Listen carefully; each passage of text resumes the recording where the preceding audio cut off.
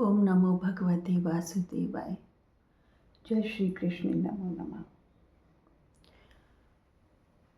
आज कृष्ण दर्शन शास्त्र का चैप्टर 22 लेकर उपस्थित हुए हैं। कृष्ण और उनका साम्राज्य। ठीक है, कृष्ण और उनका साम्राज्य। तो कृष्ण वृंदावन में है और उनका रुतबा वृंदावन में स्थापित हो चुका है। उन्होंने कई असुरों को मार गिराया है और उनके राधियों गोपियों के साथ संबंध बहुत अच्छे हैं, सुखद हैं, मधुर रस है सब जगह। और गोपियों के मन में भी बसे हुए हैं, राधे के साथ भी हृदय में रमे हुए हैं और असुरों को भी मार गिरा रहे हैं और कालिया नाग के सिर पर मर्दन करके और गोवर्धन गिरधारी भी कहे जा चुके हैं। तो अब तो जो कृष्ण कहते हैं करते हैं वृंदावन में वही होता है। तो उनका साम्राज्य स्थापित हो चुका है अब वृंदावन में। नंद का लाला पूरे वृंदावन पर और ब्रज क्षेत्र में राज कर रहा है और उसके राज की खबर कंस तक पहुंच चुकी है। कंस को पता चल गया है कि एक बालक है 11-12 साल का, जिसके इशारे पे पूरा ब्रजमंडल चलता है। तो चलता है ना, ब्रजमंडल तो क्या, उसके इशारे पर तो आज भी अगर हम चले तो हमारा तो बस क्या हो जाए, कल्याण हो जाए, हम मोक्ष को प्राप्त कर जाए। अगर आज भी हम उस नंद के लाला के इशारे पे चलते हैं तो हमारा कल्याण हो जाए, हमारा जन्म मरण चक्र से पीछा छूट जाए और हम सदा सदा के लिए मुक्त हो जाएं, मोक्ष प्राप्त कर लें और प्रभु के अस्तित्व में जा मिलें, ये हो जाए। तो चलो कृष्ण के साम्राज्य की बात करते हैं। तो कृष्ण का साम्राज्य ब्रजमंडल में फैल गया है। सब जगह कृष्ण की तारीफ होती है, सब जगह कृष्ण के ज्ञान की वर्षा होती है, सब जगह कृष्ण का माधुर्य फैला हुआ है और सबके हृदय प्रेम में स्नेह में पगे हुए हैं और मगन हैं। और बस हो क्या रहा है कि कृष्ण का साम्राज्य जब फैल रहा है तो मथुरा में अफरा तफरी मच गई है। मथुरा में ये हो गया है कि भाई हो ना हो ये नंद का लाला ही वह बालक है जिसने पूतना को मारा, इतने सारे असुरों को मारा, जो कंस के प्राण हरेगा। हो ना हो यही बालक है जो कंस के लिए पैदा हुआ है। ये किस तरीके से वहाँ पहुँचा, कैसे नहीं पहुँचा, ये देवकी और वासुदेव का तो दिमाग अस्थिर हो गया है। ये तो इनकी चेतना तो पता नहीं कहाँ पे चली गई है। ये तो पगलाए हुए से हैं, ये तो कुछ बता के देते नहीं। पर कंस के इंट्यूशन ने कह दिया कि यही बालक है जो उसकी मृत्यु का कारण बनेगा और उसके हाथों ही कंस की मृत्यु होगी। ये कंस के इंट्यूशन ने कंस को चेता दिया, बता दिया। अब कंस ये चाह रहा है कि किसी तरीके से इस बालक पर कोई इल्ज़ाम लगा के, किसी तरीके से इसको बंदी बना के, किसी तरीके से इस पे कोई भी उपालंब लगा के, कोई भी शिकायत लगा के, किसी भी दंड का अधिकारी बना के इसे मथुरा नगरी में पेश किया जाए और ये मथुरा नगरी में आए और जिसके फलस्वरूप मैं इसको कुछ ऐसी सज़ा दूं जिससे इसके प्राण पखेरु हो जाए और ये मेरा जो कांटा है ये निकल जाए। तो कंस अब इस उधेड़ बुन में लगा हुआ है और उसी चीज़ को तलाश रहा है। इधर कृष्ण तो सर्वगुण संपन्न है, सर्वज्ञ है, सर्वशक्तिमान है। सब जानते हैं कि कंस के मन में क्या ऊहापोह चल रहा है, क्या मंत्रणा कंस अपने मन में बैठा बैठा कर रहा है, क्या वो स्वांग रचने की आगे सोच रहा है। ये कृष्ण को, क्योंकि अंतर्यामी भगवान हैं, सब जानते हैं, सर्वज्ञ हैं और सबके मन की खबर रखते हैं ये हमारे कृष्ण। तो कृष्ण को पता चल रहा है कि भाई कंस के अंदर क्या युक्तियाँ जन्म ले रही हैं और क्या क्या भावनाएं जन्म ले रही हैं। अब हुआ क्या, माखन खूब निकलता था ब्रिज में, खूब माखन होता था। माखन जब खूब होता था तो गोपियाँ ग्वालिनें मटकियाँ भर भर के माखन की मथुरा नगरी में बेच आती थीं और खूब अच्छे दाम मिल जाते थे, पैसे मिल जाते थे। माखन खूब जाता था ब्रज क्षेत्र में, मथुरा नगरी में। इधर कृष्ण भी चाह रहे थे कि किसी तरीके से कंस से सामना हो जाए, क्योंकि अब धीरे धीरे वो घड़ी आ रही है कि जब कंस की मृत्यु निकट आ रही है और मेरे हाथों उसका वध होना है, तो भाई अब तो वो वक्त आ ही जाए।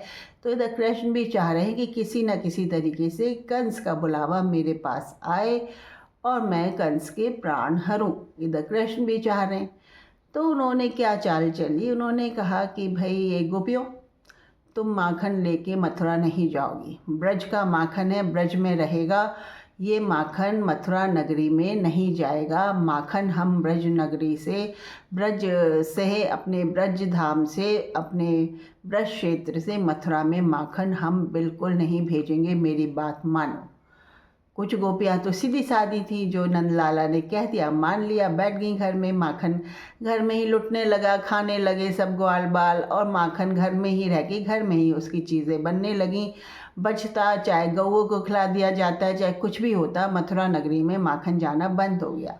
कुछ गोपियाँ जो थोड़ी तेज प्रकृति की थीं, सोचती थीं कि भाई ये कृष्ण तो हमारे पैसों का नुकसान करवा रहा है, जो भी हमें कीमत मिल रही है माखन की उसका नुकसान करवा रहा है। तो इस बात को जान के कुछ गोपियाँ कृष्ण की बात को नज़रअंदाज करके जब मथुरा नगरी का रास्ता पकड़ने लगी, तो कृष्ण की टोली उसको बीच में ही रोकती और उसके माखन पर गुलेल से वार करके उनके मटके फोड़ती और उनकी मटकी जब टूटती तो माखन कैसे पहुंचता। तो कृष्ण के ग्वाल बालों की टोली ने ये अब निर्णय कर लिया कि माखन तो अब ब्रज से मथुरा जाएगा ही नहीं। तो ये सब जगह हो गया कृष्ण के साम्राज्य में, ब्रज क्षेत्र में, कि माखन अब मथुरा नगरी नहीं जाएगा। बस कंस तो ऐसे ही देख रहा था कि उसको कुछ ना कुछ शिकायत कर का कुछ उपालंब लेके मथुरावासी आए और उस पर कोई शिकायत लगाए, कोई ब्लेम लगाए, जिसकी वजह से उसको, कृष्ण को, भगवान हमारे लिए है, पर कंस तो उनका दुश्मन बना बैठा था। तो वो चाहता था कि उन पर कुछ उपालंब लगे, कुछ शिकायत लगे, कोई ब्लेम लगे और कृष्ण को मैं मथुरा बुलाऊं। तो बस मथुरा नगरी में जब माखन आना बंद हो गया और मंत्रियों की बैठक में ये खबर जब कंस को लगी कि भाई मथुरा नगरी में ब्रज क्षेत्र से माखन नहीं आ रहा है, पहले ग्वालिनें खूब बेचने आती थी, अब कृष्ण ने वो मथुरा में माखन आना बंद करवा दिया है, तो ये बात है। बस कंस को तो मिल गई बात कि भाई अब इसी बात को पकड़ लो और इसी बात के बहाने उसको अपने सामने हाजिर करवाओ। तो जब ये खबर मंत्री परिषद में, मंत्रियों की बैठक में कंस को मिली, तो कंस ने हुक्म जारी कर दिया कि ये तो कोई बात हुई नहीं, ये तो हमारे राज्य में इस तरीके से तो माखन की कमी पड़ जाएगी, हमारे यहाँ के बाल बच्चे, हमारी प्रजा को माखन ना मिले, ऐसा कैसे होगा। हमारी प्रजा को माखन मिलना चाहिए। वहाँ पे जब अथाह माखन होता है और जब ग्वालिनें इधर बेचने आती थी, तो क्या इसमें झंझट है कि उस छोटे से लड़के ने अपना वर्चस्व इतना दिखा रहा है और हमारे यहाँ पे माखन आना बंद करा दिया है। क्यों नहीं आएगा हमारे यहाँ पे माखन, ज़रूर आएगा। और इसके लिए उसने उनके एक परम मित्र थे, कृष्ण के मित्र थे अक्रूर, लेकिन कंस की सभासद में वो मंत्री परिषद में थे। तो उन्होंने ये जिम्मा ऐसे व्यक्ति को ही सौंपना कंस ने उचित समझा जो कृष्ण को बहला फुसला के मथुरा ले आए। तो कंस ने अक्रूर जी को कहा, जो उनके मंत्री परिषद में ही थे, कि अक्रूर, मैं तुम पर बहुत विश्वास करता हूँ और मैं जानता हूँ कि तुम्हारा हृदय और तो बहुत नरम है, बहुत स्नेही प्रकृति के व्यक्ति हो तुम, और तुम्हारा चाल चलन भी बहुत अच्छा है। वो बालक तुम्हारी बातों में आके मेरे पास आएगा, मैं उससे जवाब तलब करूँगा और देखूँगा कि उसको इस बात की क्या सज़ा दे सकता हूँ। कंस ने अक्रूर को ये नहीं बताया कि मैं अपना प्रोग्राम उसके प्राण हरने का बना चुका हूँ, जबकि कंस ये प्रोग्राम प्राण हरने का बना चुका था। तो बोले उस बालक को लेके आओ, किसी भी कीमत पे लेके आओ, मैं उस बालक से मिलना चाहता हूँ, देखना चाहता हूँ कि ऐसा क्या बल है, उसमें क्या पराक्रम है। मैं यहाँ पे तरह तरह की प्रतियोगिताएं भी रखवाऊँगा उसका पराक्रम टेस्ट करने के लिए, उस पर ये देखने के लिए, और उसको हर कीमत पर लेकर आओ और मेरे सामने हाजिर करो। उसने माखन आना बंद क्यों कर दिया, ये तो बहाना था। और इस बहाने अक्रूर जी को कंस ने मथुरा से ब्रज क्षेत्र में वृंदावन की तरफ रवाना किया कि उस कान्हा को, उस नंदलाल को, उस कृष्ण को यहाँ लेकर आओ मेरे सामने। तो ये बात हुई। अब जब ये बात हुई तो अक्रूर तो सीधे साधे व्यक्ति बोले ठीक है, पराक्रम भी टेस्ट हो जाएगा और ये भी हो जाएगा। और जब कंस मिलने बुला रहा है तो सच में ऐसे बालक को मथुरा नगरी में आके देखना चाहिए। माखन की बात तो छोटी मोटी बात है, वो तो रफ़ा दफ़ा हो जाएगी, ऐसा तो क्या दंड मिलेगा, लेकिन हाँ, ऐसे बालक का दर्शन हमारी मथुरा नगरी वासी भी कर पाएंगे। और ये बात अक्रूर अपने मन में धारण करके रथ में बैठ के और ब्रज क्षेत्र की तरफ रवाना हो गए। तो ये बात तो हुई ये। अब हमारे कृष्ण को पता है कि अब मेरा मथुरा नगरी से बुलावा आएगा, तो मैं वहाँ जाने के बाद मेरे सारे काम धाम, सारे कार्यक्रम शुरू हो जाएंगे और मेरा अब ब्रज क्षेत्र में आना बैठेगा नहीं। तो कृष्ण ने राधे को बुलाया, उनसे मंत्रणा की करी, उनसे कहा कि देख राधे, अब मेरा बुलावा आएगा कंस के पास से। आएगा किस लिए वो मैं जानता हूँ और तू भी जानती है कि उसको भनक लग गई है कि मैं ही वो देवकी और वासुदेव का बालक हूँ और उसके प्राण हरने आया हूँ। तो वो मेरे को बुला के हर कीमत पर मेरे प्राण हरने की चेष्टा करेगा। अब तू बता राधे, तू क्या कहती है। राधे बोली कि मैं आपकी शक्ति हूँ, आपके हृदय में विद्यमान हूँ। आप जब भी कभी संकट में फंसें, मुझे अपने इष्ट के रूप में याद करें कृष्ण, मुझे अपने इष्ट के रूप में याद करें हृदय में। और राधे आपको जो बताएगी आप उसका पालन करें, क्योंकि इष्ट कभी भी आपको गलत रास्ते नहीं बताता। इष्ट आपको वही रास्ते बताता है जो आपका हृदय स्वीकार करता है और जो आपको प्रभु की दिशा में या कर्म की दिशा में, या आप जो चीज़ निर्धारित करके लाए हैं, जो कर्म आपने करने हैं, वही रास्ता इष्ट दिखाता है। इष्ट आपको बरगलाता नहीं है। तो कृष्ण जब भी आप किसी संशय में पड़े, जब भी आपको किसी बल पराक्रम शक्ति की ज़रूरत पड़े, आप मेरे से अपने अंतर में बतलाएं, क्योंकि वहाँ पर आप अकेले पड़ जाएंगे कृष्ण, वहाँ पर कौन आपका साथ देगा। तो मैं हूँ आपके हृदय में और मैं आपकी शक्ति हूँ, मैं आपको गाइड करूँगी, राधे ने कहा। अब कृष्ण ने कहा कि राधे, अब ब्रजमंडल तो तेरे को संभालना है, ब्रज क्षेत्र तेरे को संभालना है। यहाँ पे सबके हृदय, सबके दिल मेरे से इतने घुल मिल गए हैं कि सब में अपने अंतर में मुझे बसा के बैठे हुए हैं। तो राधे, अब उस अंतर पर तुझे शासन करना है राधे, तुझे शासन करना है। और मेरी याद अगर आए तो मेरी याद को तू मुरली बनके या कुछ भी बनके मेरी याद को तू स्थापित तो रख, लेकिन इनके अंतर को तसल्ली दे राधे, इनके अंतर में बस जा, इनके हृदय को विचलित होने से बचा ले राधे। मैं ये कहता हूँ इन सब ब्रजवासियों को, मेरे घर के माँ बाप को, मेरे सारे संगी साथियों को हृदय वेदना को सहने से बचा ले राधे, तुझे ये करना है। राधे बोली हाँ, मैं करूँगी, अवश्य करूँगी, ये मुझे करना ही है। और कैसे करूँगी ये मत पूछो मोहन, कैसे करूँगी, कैसे करोगी राधे, बताओ तुझसे। कान्हा, तेरे और मेरे में कुछ अंतर है क्या, कोई अंतर ना है ना। बस मैं इनके मन में कृष्ण रूप में व्याप्त हो जाऊँगी, कृष्ण रूप में व्याप्त हो जाऊँगी। बस अपना जो हृदय तेरे अंदर तसल्ली देता है राधे, जो तेरे अंदर तसल्ली देता है, वैसा हृदय इन सबके बना दे। हाँ, वही तो करूँगी जो कृष्ण मेरे हृदय में समाया हुआ है, उस हृदय में जो मेरे कृष्ण समाया हुआ है, वैसा ही हृदय इन गोकुलवासियों का कर दूंगी, चिंता ना करो। अच्छा, ऐसा कर देगी? हाँ, बिल्कुल ऐसा कर दूंगी। देख, कुछ दिन तो तेरे लिए वो कहेंगे कि भी कृष्ण आएगा, कृष्ण आएगा, कृष्ण आ जाएगा। मैं कहूँगी हाँ, कृष्ण आएगा, ज़रूर आएगा। तुम सुबह ये कर लो, तुम अब ये कर लो, तुम अब ये कर लो, और कृष्ण आ जाएगा। तू ऐसे कितने दिन निकालेगी? क्यों? नित्य निकालूंगी, हर दिन निकालूंगी।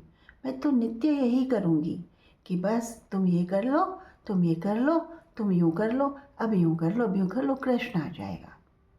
तो फिर पर मैं तो आऊँगा नहीं। अरे तू हृदय में ही तो बैठा हुआ है सबके। कहाँ गया है तू किसी से दूर? है, किसी से दूर गया है तू कभी? राधे ने कृष्ण ने से कहा, तू तो सर्वगुण संपन्न है, सर्वज्ञ है, नारायण है। नारायण तो तू हर एक दिल में तू बैठा हुआ है कृष्ण। सबको पता ही तो नहीं है कि तू अंदर दिल में बैठा हुआ है। बस मैं ये बोध करा दूंगी इन सबको अपनी अनुभूतियों से कि तू सबके दिल में विद्यमान है। कहाँ है तू किसी से दूर? तू तो हर दिल में विद्यमान है कृष्ण। और जब तू हर दिल में विद्यमान है, तो जो भी उस दिल में अब उतर जाएगा, जो भी उस दिल में तुझे पा लेगा, तुझे खोज लेगा, वो तो असीम सुख और आनंद प्राप्त कर लेगा कृष्ण। असीम सुख और आनंद प्राप्त कर लेगा। तो तू उसकी चिंता ना कर। ये सारी जिम्मेदारी मेरे पे छोड़ कि मैं गोकुल वासियों को, ब्रजवासियों को, वृंदावन को कैसे संभालती हूँ, तो मुझ पे छोड़ दे और तू खुशी खुशी जा। और वहाँ पे तुझे मेरी ज़रूरत महसूस हो तो देख, अंदर बात करियो मेरे से, मैं तुझे सब रास्ते बताऊँगी, चिंता ना कर। तो राधे ने ये कहा और राधे ये कह के मायूस हो गई। बोली, तो तेरे दर्शन अब नहीं होंगे, ये बताना नंदलाल, ये बता कान्हा, अब तेरे दर्शन नहीं होंगे? क्यों? तेरे में नहीं होंगे मेरे दर्शन?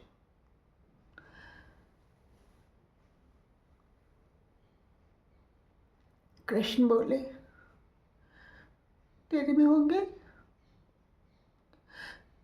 राधे जब तक धरती पर रहेगी मेरे दर्शन उसमें होंगे, क्यों नहीं होंगे? कृष्ण बोले, और राधे वह आत्मा होती है जो कृष्ण को अपना सब कुछ समर्पित करके कृष्ण से कहती है कि अब मुझे दोबारा जन्म मत देना, अब मत जन्म देना दोबारा। इस आखिरी जन्म में मैं तुम्हें अपना सब कुछ सौंपती हूँ और मुझे अपना लेना। ये आत्मज्ञान की दृष्टि में राधे वह आत्मा होती है और वह आत्मा श्री कृष्ण का ही प्रतिबिंब होती है। ठीक है? जब तक राधे की आत्माएं, राधे जैसी आत्मा सदृश आत्माएं, आखिरी जन्म लेने वाली आत्माएं धरती पर आती रहेंगी, तब तक कृष्ण कहीं नहीं, गुम नहीं हो रहा, बैठा हुआ है। वह सबके हृदय में बैठा हुआ है।